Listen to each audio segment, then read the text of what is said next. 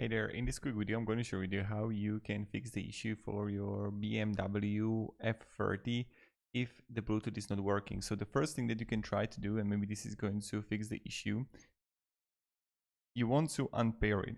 So unpair the phone from also your car, but unpair the car from your phone. So you want to go to settings in Android. Here you want to go to connections, then go to Bluetooth.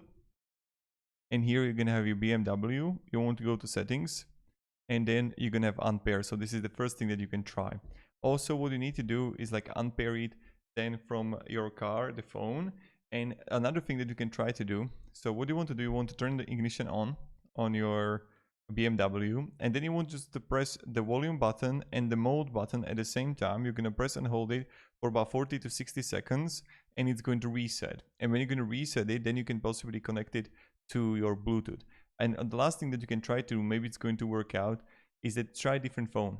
Sounds strange, maybe if you have Android, iPhone is going to work out. So get like some cheap iPhone that you have like music there, and you can use it for Bluetooth.